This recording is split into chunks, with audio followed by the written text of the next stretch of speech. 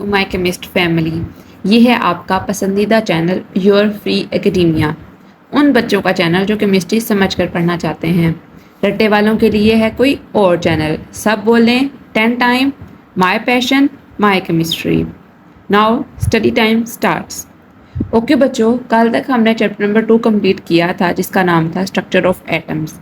आज इंशाल्लाह हम अपना चैप्टर नंबर 3 स्टार्ट करेंगे जिसका नाम है periodic table and periodicity of properties.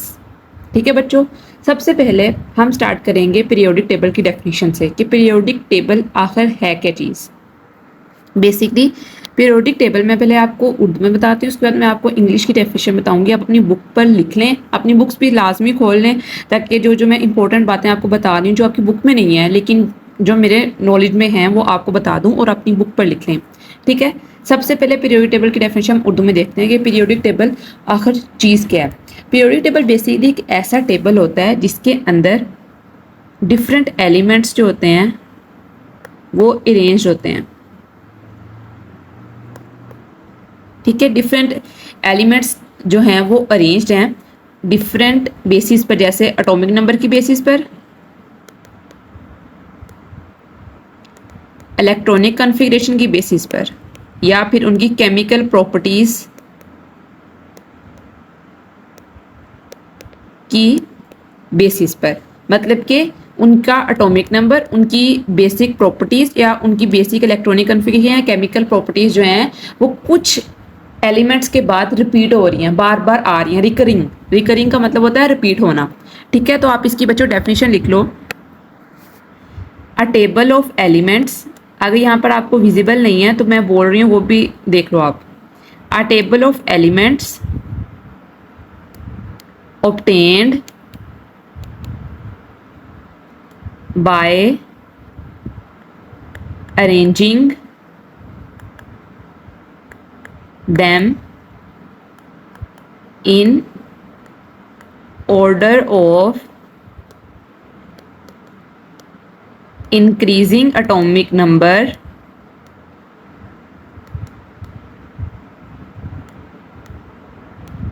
in which elements have similar properties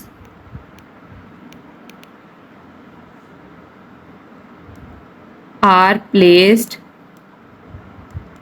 in the same group। Okay बच्चों, पीरियोडिक टेबल हमारे पास क्या है? Periodic table is a table of elements obtained by arranging them in order of increasing atomic number in which elements having similar properties are placed in the same group is called periodic table। ठीक है, आप इसको slow करके जिससे आपको feasible लगता है तो आप उस तरह इसकी डेफिनेशन लिख लो अपनी बुक के ऊपर। ठीक है, नेक्स्ट हम डिस्कस करेंगे पीरियोडिसिटी ऑफ प्रॉपर्टीज। पीरियोडिसिटी क्या होती है? पीरियोडिसिटी बेसिकली हमारे पास recurring properties to make periodic table।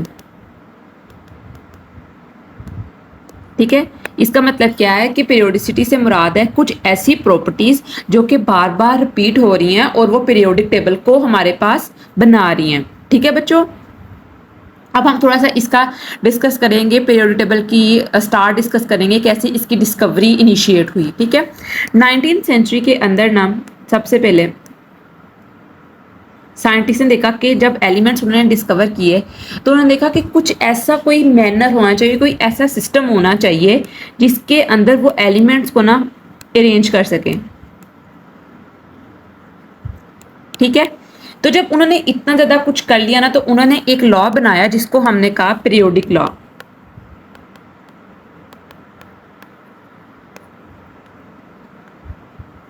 ठीक है, उन्होंने पीरियोडिक लॉ बनाया और उस लॉ के मुताबिक उन्होंने जो एलिमेंट्स उस टाइम पर नाउन थे, एलिमेंट्स जो वो जानते थे उस टाइम पर, उन्होंने उनको अरेंज कर दिया।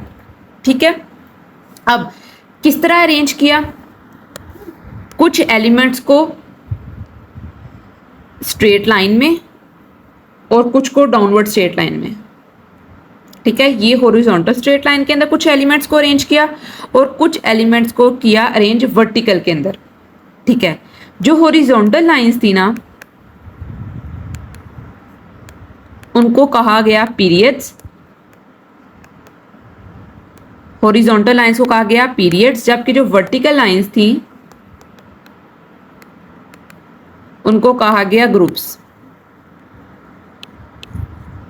ठीक है बच्चों, इस तरह पीरियड्स और ग्रुप्स के बारे में तो पता चल गया उनके कि कुछ पीरियड्स में या कुछ ग्रुप्स में है, लेकिन जैसे जैसे साइंटिस्ट आते गए तो उन्होंने कहा कि नहीं, कि कुछ ना कुछ तो चेंजेस हैं, कि ऐसे तो हम नहीं अरेंज कर सकते पीरियोडिक टेबल को कि जो एलिमेंट आए हम उसको रखते जाएं जो थोड़ी बहुत सिमिलैरिटी से हो, क्योंकि कुछ एलिमेंट्स ऐसे थे कि उनकी सिमिलैरिटीज 4-4 एलिमेंट से मैच करी थी, किसी और 4 एलिमेंट से मैच करी थी। तो इसलिए साइंटिस्ट ने बहुत सारी डिस्कवरीज की एलिमेंट्स को पीरियोडिक टेबल में अरेंज करने के लिए, जो कि अब हम नेक्स्ट स्टडी करेंगे। सबसे पहले जो कॉन्सेप्ट आया था वो था डुवर्नियर्स ट्रायड का। डुवर्नियर जो था वो हमारे पास एक जर्मन केमिस्ट था, उसने देखा था एटॉमिक मास डिफरेंट एलिमेंट्स का। ठीक है, जो एलिमेंट्स अरेंज किए गए थे ग्रुप्स के अंदर, उसने देखा कि ना कुछ के एटॉमिक मास उसने देखे कुछ एलिमेंट्स के। ठीक है, और उनका एक ग्रुप बना दिया 3 एलिमेंट्स का। ट्रायड जो होता है बेसिकली हमारे पास ग्रुप ऑफ 3 होता है, ग्रुप ऑफ 3 ऑब्जेक्ट से कुछ भी। ठीक है, तो उसने 3 एलिमेंट्स का ना ग्रुप बना दिया, उसको उसने कहा ट्रायड्स। अब ट्रायड का ग्रुप देखकर उसने किस तरह पीरियोडिक टेबल को अरेंज करना शुरू किया। उसने कहा कि जो हमारे पास 3 एलिमेंट्स हैं 1 2 3, मैं आपको पहले काउंटिंग वाइज समझाती हूँ। ठीक है, जो 1 और 3 है ना, अगर इन तीनों का सम करें ना, तो जब इन तीनों का सम करके एटॉमिक मास का जो सम होता है वो 2 के बराबर होता है, उसका एवरेज होता है। उसने इस तरह का, मैं आपको सबसे पहले एक लाइट सी एग्जांपल समझाती हूँ, उसके बाद जो बुक वाली एग्जांपल है उसको भी डिस्कस करेंगे। फॉर एग्जांपल हमारे पास देखो, हमारे पास है सबसे पहले आप देख लो, सपोज लिथियम देख लो। लिथियम, जो लिथियम होता है ना उसके ऊपर चार्ज होता है 7। ठीक है, उसके अलावा लिथियम के बाद उसने किया अरेंज सोडियम को। सोडियम का जो होता है हमारे पास एटॉमिक मास होता है 23। जो हमारे पास पोटेशियम होता है उसका चार्ज होता है 39। अब आप इन तीनों का सम करो, जब आप इन तीनों का सम करोगे ना और उसको 2 पे डिवाइड करोगे तो हमारे पास जो आंसर आएगा वो 23 आएगा। ठीक है बच्चों, उन दोनों का एवरेज है हमारे पास, क्या है, एवरेज। नो नेक्स्ट, अब बुक के ऊपर जो आपकी एग्जांपल दी गई है ना वो कैल्शियम की, स्ट्रोंशियम की और बेरियम की दी गई है। आप देखो, अगर आप कैल्शियम और बेरियम को ऐड करो और उन दोनों को डिवाइड कर दो 2 के ऊपर, तो जो हमारे पास आंसर आता है ना वो स्ट्रोंशियम का एटॉमिक मास आता है। तो इसी तरह उसने ग्रुप्स बनाया 3-3 एलिमेंट्स का डुवर्नियर ने, और उनको अरेंज किया एलिमेंट्स को इस रूल के मुताबिक। ठीक है बच्चों, नेक्स्ट देखो कि जब उसने कुछ एलिमेंट्स को अरेंज कर दिया ना तो बहुत से ऐसे एलिमेंट्स भी बचे थे जिनका एटॉमिक मास ऐसे बन नहीं रहा था। ठीक है ना, तो इस वजह से इसकी जो क्लासिफिकेशन थी ना एटॉमिक मासेस के ऊपर, वो सक्सेसफुल नहीं रही। साइंटिस्ट ने कहा नहीं, ये कोई तरीका नहीं है कि जिसकी बेस के ऊपर हम एलिमेंट्स को अरेंज करें, कोई ना कोई और तरीका ज़रूर होना चाहिए। सेकंड डिस्कवरी थी ना एलिमेंट्स की पीरियोडिक टेबल में अरेंजमेंट की, वो थी न्यूलैंड ऑक्टेव्स की। ठीक है, न्यूलैंड ऑक्टेव्स बेसिकली इसका नाम नहीं था, इसका नाम जॉन न्यूलैंड था। जॉन न्यूलैंड ऑक्टेव इसको इस वजह से कहा जाता है बेसिकली क्योंकि इसने जो ला दिया था ना वो ऑक्टेव्स के प्रिंसिपल के ऊपर था। मैं आपको ऑक्टेव्स का बताती हूँ कि ऑक्टेव्स बेसिकली होता क्या। सबसे पहले जो एटॉमिक मासेस की अरेंजमेंट की गई थी ना वो 1860 के अंदर कैनिज़ेरो ने की थी। इसने एटॉमिक मास को एलिमेंट्स को लिया और उनको अरेंज किया, कुछ के एटॉमिक मास इसने फाइंड किए एलिमेंट्स के और उनको फिर अरेंज किया। 1864 के अंदर ये एक न्यूलैंड जो था वो एक ब्रिटिश केमिस्ट था। ठीक है, इसने दिया लॉ ऑफ ऑक्टेव्स। अब बेसिकली पहले आप समझ लें कि ऑक्टेव्स होता क्या। ऑक्टेव्स जो होता है ना हमारे पास वो एक म्यूजिकल इंस्ट्रूमेंट, म्यूजिकल लॉ होता है। ठीक है, और म्यूजिक में यूज होता है। इसका बेसिकली पर्पस क्या होता है, इसके अंदर ये होता है कि जो हमारे पास 7 म्यूजिक के है ना कंपोनेंट्स, ठीक है, इन 8 म्यूजिक के कंपोनेंट्स है ना, इनको अगर आप लिखें ना, सपोज जैसे हमारे पास है सा री गा मा पा दा नी सा, ठीक है। सपोज अगर जो पहले 4 है ना 4 है, ठीक है, इनको अगर आप लाइट ट्यून में बजाओ ना, ठीक है, और इन आखिर वालों को हाई फ्रीक्वेंसी में बजाओ,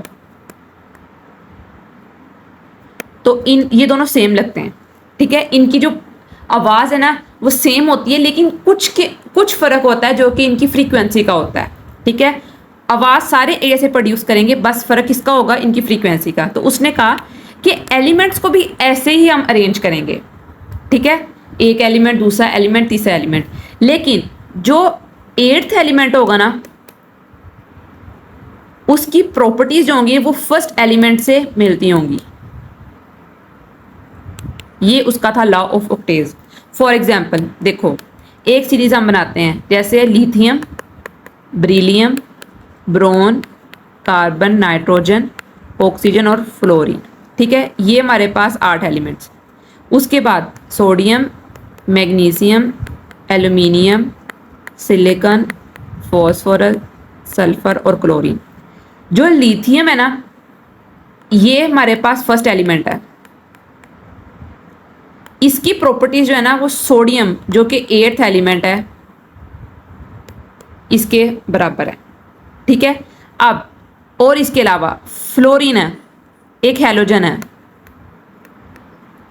ठीक है, इसकी प्रॉपर्टीज जो है वो 8th एलिमेंट मतलब कि क्लोरीन वो भी एक हैलोजन है, इसके साथ मैच करती हैं। ये था लॉ ऑफ ऑक्टेव्स कि फर्स्ट एलिमेंट की जो प्रॉपर्टीज हैं अगर हम इनको एटॉमिक मैसेज के ऊपर अरेंज करें तो फर्स्ट एलिमेंट की जो प्रॉपर्टीज हैं वो 8th एलिमेंट की प्रॉपर्टी से मैच करती हैं, ठीक है।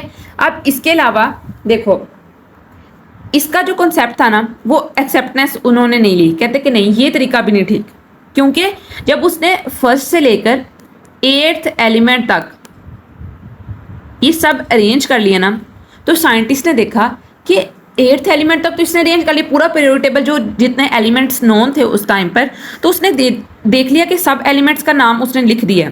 लेकिन अगर हम कोई और एलिमेंट्स डिस्कवर कर रहे हैं, ठीक है, ये तो मैंने आपको एग्जांपल दी थी ना कि इस तरह एलिमेंट्स अरेंज किए, हो सकता था उस टाइम पर ऑक्सीजन डिस्कवर ना होता, तो साइंटिस्ट ने कहा कि जो एलिमेंट्स अभी तक हमने डिस्कवर ही नहीं किए हैं उनकी अरेंजमेंट्स हम कैसे करेंगे, फिर दोबारा से इसको डिस्ट्रॉय करेंगे और देखेंगे कैसे उसकी प्रॉपर्टीज़ हैं। तो साइंटिस्ट ने कहा नहीं ये कोई तरीका नहीं है एलिमेंट्स को अरेंज करने का, क्योंकि उस वक्त तक नोबल गैसेस भी, मतलब कि नोबल गैसेस हमारे पास क्या है, हीलियम, न्योन, ऑर्गन, क्रिप्टोन और जीनोन, ये उस टाइम तक डिस्कवर ही नहीं हुई थी। फिर साइंटिस्ट ने कहा नहीं कोई और तरीका तो ज़रूर होना चाहिए। उसके बाद आई सबसे मोस्ट इम्पोर्टेंट डिस्कवरी जो कि थी मेंडलीव्स की। मेंडलीव जो था हमारे पास एक रशियन केमिस्ट था, ठीक है। उस टाइम तक 63 एलिमेंट्स जो थे ना वो तो हो गए नोन, 63 एलिमेंट्स थे, ठीक है। इसने भी अरेंज किया एटॉमिक मैसेज की बेसिस पर। हॉरिजॉन्टल रोज क्या थी हमारे पास, पीरियड्स, और वर्टिकल रोज क्या थी हमारे पास, ग्रुप्स। अब उसका कॉन्सेप्ट ये था कि जो हमारे पास एलिमेंट्स हैं जिनकी सेम प्रॉपर्टीज हैं जिनकी, उनको हम अरेंज कर देंगे वर्टिकल कॉलम्स में, मतलब ये ग्रुप्स में, ठीक हो गया। उसका ये कॉन्सेप्ट था कि जिनकी सेम प्रॉपर्टीज होंगी उनको हम ग्रुप्स में रख देंगे। कोई म्यूजिकल नोट्स नहीं थे, कोई एवरेज मैथ्स नहीं था, उसने कहा जिनकी सिमिलर प्रॉपर्टीज हैं उनको हम ग्रुप्स में रख देंगे। और इसी के साथ उसने फिर दिया पीरियोडिक लॉ, जो क्या स्टेट करता है कि properties of the elements are periodic function of their atomic masses. दिया उसने एटॉमिक मैस के ऊपर ही था, एक्सेप्टेड था, कुछ साइंटिस्ट के लिए एक्सेप्टेड था और काफ़ी देर तक ये एक्सेप्टेड भी रहा। लेकिन साइंटिस्ट ने कहा कि नहीं, कि फिर एटॉमिक मैस का मसला आएगा। मैस का जो मसला है सही नहीं रहता, क्यों? क्योंकि इसके अंदर जो था कुछ इसके फेलियर्स थे। कैसे? कि इसने आइसोटोप्स की पोजीशन का नहीं बताया था कि आइसोटोप्स अगर आ गए तो हम उनको अरेंज कैसे करेंगे। ठीक है ना, कि कहीं भी हम इसको आइसोटोप्स को ऐसे ही रख देंगे एलिमेंट्स को, लेकिन नहीं, उसने कहा कि आइसोटोप्स का तो मसला है। उसके अलावा कुछ का रॉन्ग ऑर्डर था एटॉमिक मास का, उसने अपनी मर्जी से कुछ एलिमेंट्स का एटॉमिक मास जो था वो चेंज कर दिया, क्योंकि उनकी प्रॉपर्टीज मिल रही थी तो उसको समझ नहीं आया कि एटॉमिक मास तो मैं अरेंज कर नहीं सकता, तो उसने कुछ का एटॉमिक मास अपनी मर्जी से चेंज कर दिया। तो साइंटिस्ट ने कहा कि नहीं, ये कोई तरीका नहीं, हम अपनी मर्जी से ये चीज़ नहीं चेंज कर सकते हैं, इसके लिए कुछ ना कुछ हमें नया प्रोसेस चाहिए। उसके बाद आई मोस्ट इंपॉर्टेंट डिस्कवरी जो कि थी एच मोज़ले की 1930 के अंदर। ठीक है, उसने सबसे पहली प्रॉपर्टी दी जिसका नाम था atomic number. Most important discovery of chemistry, उसने दे दिया atomic number. Atomic number basically क्या होता है हमारे पास? एटॉमिक नंबर होता है नंबर ऑफ प्रोटॉन्स। ठीक है, उसने कहा कि ये तरीका ठीक है कि हम ऐसा करते हैं कि जो पीरियोडिक टेबल है उसको हम एटॉमिक नंबर की बेसिस के ऊपर डिज़ाइन करते हैं। उसने कहा एटॉमिक मास जो है वो नहीं ठीक रह रहा, कुछ का एटॉमिक मास ज़्यादा है, कुछ का कम है, कुछ की प्रॉपर्टीज़ मैच कर रही हैं, कुछ की प्रॉपर्टीज़ मैच नहीं कर रही। तो कहा उसने कि हम ऐसा करते हैं कि हम जिनके नंबर ऑफ प्रोटॉन्स है ना, सपोज हाइड्रोजन का नंबर ऑफ प्रोटॉन क्या है 1, और एंड तक एलिमेंट्स तक, ऑर्गेन्सिनोन जो है हमारे पास आखिरी एलिमेंट है पीरियोडिक टेबल का, उस तक उसने एलिमेंट्स को अरेंज किया according to their number of protons. और उसकी डेफिनेशन क्या थी? Properties of the elements are periodic function of their atomic numbers. के जो प्रॉपर्टीज होती हैं एलिमेंट्स की वो फंक्शन है, पीरियोडिक फंक्शन मतलब कि रिपीटेड फंक्शन है उनका एटॉमिक नंबर्स का। ठीक है, उसके अलावा उसने बताया कि जो एटॉमिक नंबर होता है किसी एलिमेंट का वो इक्वल होता है नंबर ऑफ इलेक्ट्रॉन्स के। कैसे? हमें पता है किसी भी एटम के अंदर, एलिमेंट के अंदर जो नंबर ऑफ प्रोटॉन्स होते हैं वो इक्वल होता है नंबर ऑफ इलेक्ट्रॉन्स के। तो उसने कहा कि जो एटॉमिक नंबर होता है ना हमारे पास वो इक्वल होता है नंबर ऑफ इलेक्ट्रॉन्स के अंदर किसी न्यूट्रल एटम के अंदर। ठीक है, क्योंकि हमें उसके अलावा उसने बताया कि जो एटॉमिक नंबर होता है कि वो बेसिस होता है इलेक्ट्रॉनिक कन्फिगरेशन की। हमें पता है कि जो इलेक्ट्रॉनिक कन्फिगरेशन होती है हमारे पास वो किस पे बेस करती है? वो एटॉमिक नंबर पे बेस करती है। एटॉमिक नंबर से मुराद ये नहीं है कि नंबर ऑफ प्रोटॉन्स के ऊपर, नो, एटॉमिक नंबर से उसने कहा कि नंबर ऑफ इलेक्ट्रॉन्स के ऊपर बेस करती है। ओके बच्चों, आज के लिए इतना ही। कल तक के लिए अल्लाह हाफिज़, टेक केयर, बाय, और अपने चैनल का भी लाजमी ख्याल रखें।